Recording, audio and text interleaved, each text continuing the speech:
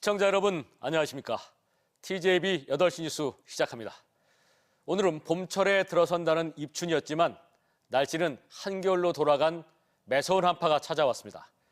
이번 입춘 한파는 모레 체감온도가 영하 20도까지 내려가며 절정에 달하겠습니다. 서해안을 중심으로 많은 곳은 15cm가 넘는 폭설까지 내리는 등 적지 않은 눈이 내리는데요.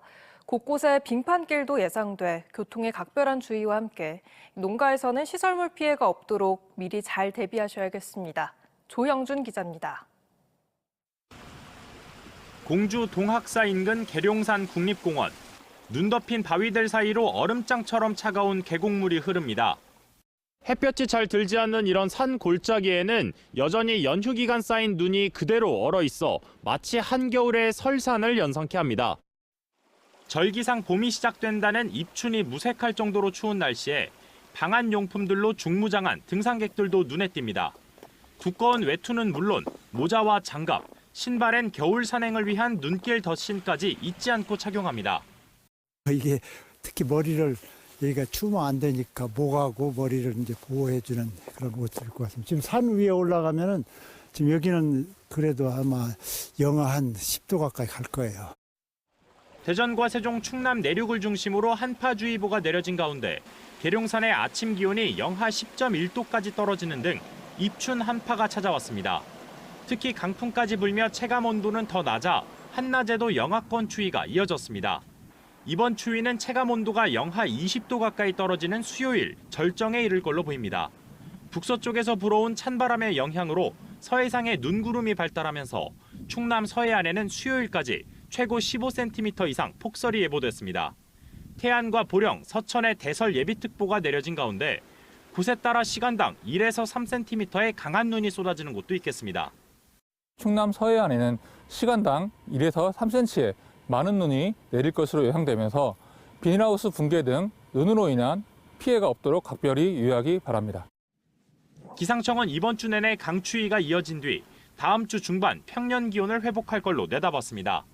특히 강추위 속에 내린 눈이 얼어붙으며 도로가 미끄러워질 가능성이 높아 빙판길 교통안전에 대한 각별한 주의도 당부했습니다. TJB 조형준입니다. 충청권 4개 시도지사가 구속 중인 윤석열 대통령의 면회를 추진하자 조국혁신당 대전시당이 내란을 동조하는 행위라고 규탄했습니다.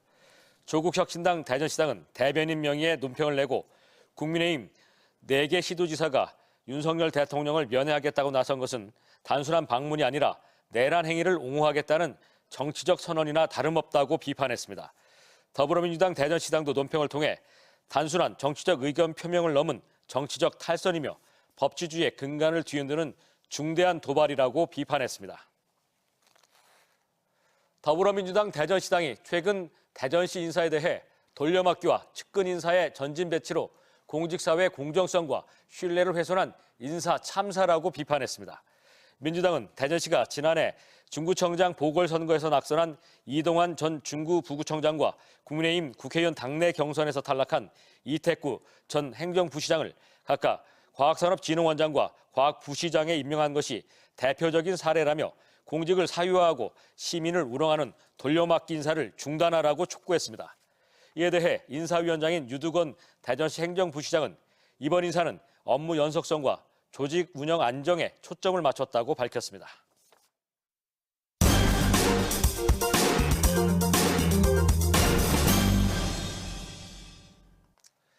대전의 한 아파트에서 함께 살던 형과 말다툼을 벌이던 30대 동생이 흉기를 휘둘러 형을 숨지게 하는 사건이 발생했습니다.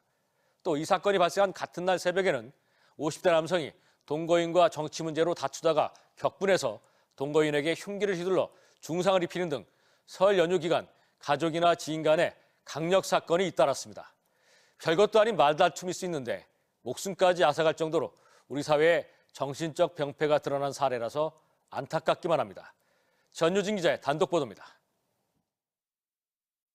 자정이 가까운 심야 시간, 경찰차들이 아파트 입구로 연이어 들어갑니다. 지난 1일 밤 11시 46분쯤 대전 서구의 한 아파트에서 30대 동생 A씨가 형에게 흉기를 휘둘렀습니다.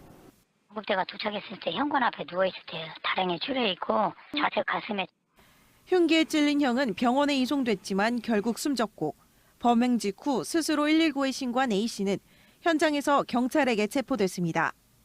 가해자는 피해자인 형과 말다툼 후 집안에 있던 흉기로 범행을 저지른 것으로 전해졌습니다. 경찰 조사에서 A씨는 같이 살던 형과 평소에 사이가 좋지 않았고 외출 후 집에 돌아온 자신에게 형이 욕을 하자 욱해서 범행을 저질렀다고 진술했습니다.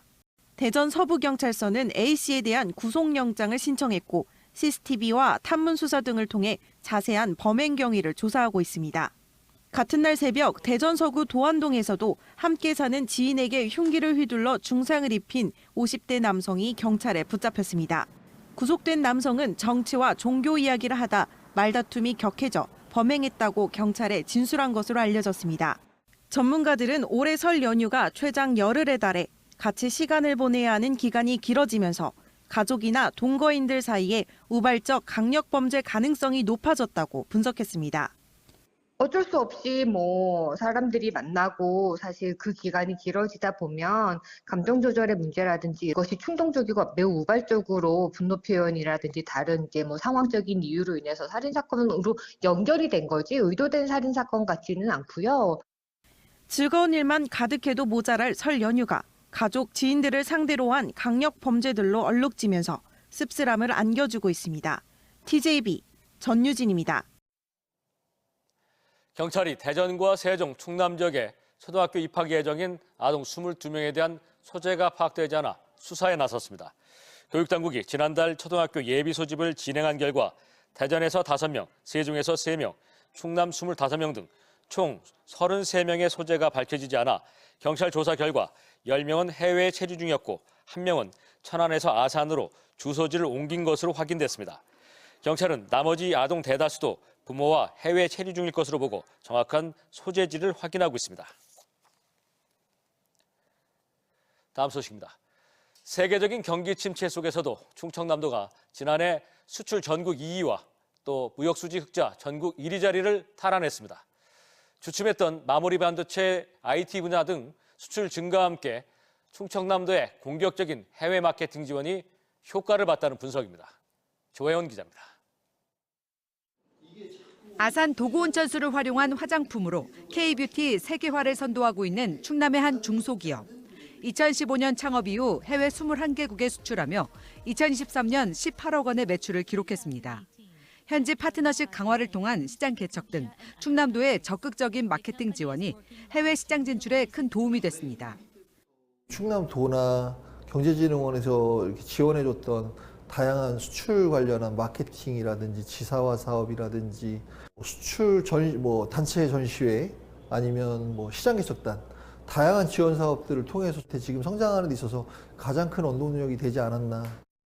글로벌 불확실성 우려 속에서도 충남도가 지난해 울산에 내줬던 수출 전국 2위 자리를 되찾았습니다.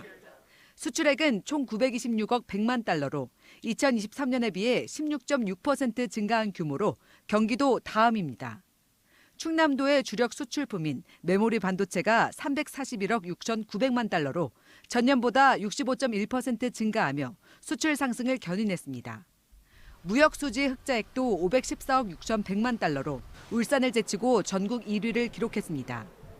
지난달 출범한 트럼프 2기의 보호무역주의 본격화로 세계의 경제 전망은 밝지 않지만 수출 증감률이 높은 품목들을 중심으로 전폭적인 지원을 이어나갈 방침입니다. 미국이 멕시코와 캐나다 그리고 중국에 대해서 관세를 부과해서 매우 우려되는 상황입니다. 저희도 반도체에 집중되어 있는 이런 부분을 면밀히 잘 검토해서 수출 품목과 그리고 지역을 다변화하는 그런 방향으로. 이와 함께 최근 미국 LA에 문을 연 미국 사무소를 포함해 전 세계 6곳에서 운영 중인 해외 사무소를 활용해 수출 규모를 늘리는 한편 지난해 7.1%의 수출 성장률을 기록한 인도 등 아세안 국가들에도 현지 사무소를 추가로 개소할 계획입니다. TJB 조혜원입니다. 지난해 배달의 민족 온라인 장보기 서비스인 배민 비마트에서 판매된 충남도 내 농산물 판매액이 100억 원을 돌파했습니다. 이 가운데 채소류가 69억 원으로 비중이 가장 컸고 과일류 27억 원, 양곡류 6천여만 원 순으로 집계됐습니다. 품목별로 세분화하면 과일로는 수박과 배, 딸기, 채소는 상추류와 쪽파, 양곡은 쌀이 많이 팔렸습니다. 대전시는 내일까지 2025년 고향사랑 기부제 답례품 공급업체를 추가로 모집합니다. 모집 대상은 공고일 현재 대전시에 사업장을 두고 답례품을 안정적으로 생산 배송할 수 있는 업체이며 답례품은 대전에서 생산 제조하는 물품을 원칙으로 합니다. 모집 분야는 농축산물과 가공식품, 대전 지역 경제 활성화에 기여할 수 있는 관광 서비스 상품 등으로 오는 7일 답례품 선정위원회의 심의를 거쳐 최종 선정된 업체는 오는 15일부터 고향사랑 이음 시스템을 통해 답례품을 제공하게 됩니다. 대전과 세종, 충남의 사랑의 온도탑이 역대급 경제 환파와 불황에도 모두 100도를 넘겼는데요. 세종이 전국에서 가장 뜨거운 나눔 온도를 보인 가운데 목표 달성이 어려울 거란 우려가 나왔던 충남도 막바지 기부 행렬이 이어지며 100도를 넘기는 데 성공했습니다. 박범식 기자의 보도입니다. 금산에서 2대째 제약회사를 운영하고 있는 김호택 대표. 지난 1991년 한 아동병원 건립에 처음으로 기부한 이후 30여 년째 기부를 이어오고 있습니다. 최근에는 지역 주민들에 대한 고마운 마음을 갚고자 금산군 어르신과 어린이들을 위한 지정기탁으로 기부에 동참했습니다. 기부하는 것도 나름대로 의미가 있지만 그 돈이 또 내가 부탁하는 곳에 쓰여진다는 것이 굉장히 큰 장점인 것 같아요. 매년 3~4천만 원 정도를 기부하고 있습니다. 설 연휴 전까지 나눔 온도가 90도에 머물러 목표 달성이 어려울 거란 우려가 나왔던 충남도. 하지만 자발적인 현물 기부와 모금 행렬이 막바지까지 이어지며 103도로 목표 달성에 성공했습니다. 나눔 온도가 90도에 머물러 있다는 소식을 접하고 나눔에 동참하시겠다는 문의 전화를 주시면서 기부가 이루어져 경기 침체와 혼란스러운 시국에도 이웃들을 위한 따뜻한 마음이 모이며 올해 우리 지역 사랑의 온도탑은 뜨겁게 달아올랐습니다.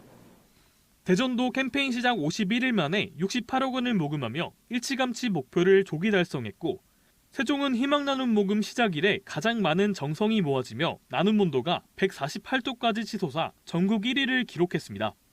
지역 기업들의 통큰 기부와 더불어 정부 세종청사 공무원들과 오랜 기간 꾸준히 도움을 보탠 시민들의 정성이 모인 결과입니다.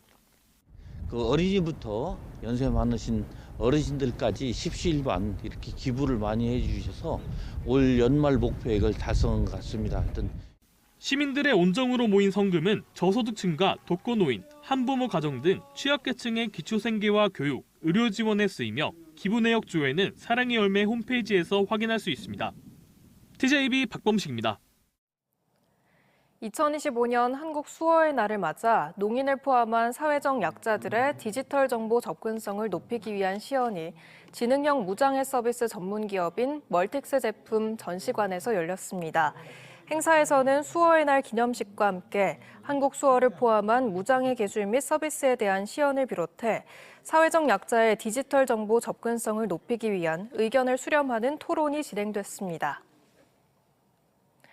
세종시의 핵심 대중교통 수단인 간선 급행버스 체계 BRT 연간 이용자가 1,200만 명을 넘어섰습니다. 행정중심복합도시건설청은 지난해 세종시 BRT 노선 이용객이 1,203만 명으로 2020년 589만 명에 비해 2배 이상 증가했으며 노선별 이용객은 대전에서 오송 구간이 440만 명으로 가장 많았다고 밝혔습니다. 행복청은 올해 세종과 공주, 조치원, 청주로 오가는 노선 확충을 지속 추진하는 한편 올해 상반기 신동 둔곡 정류장을 설치한다는 계획입니다.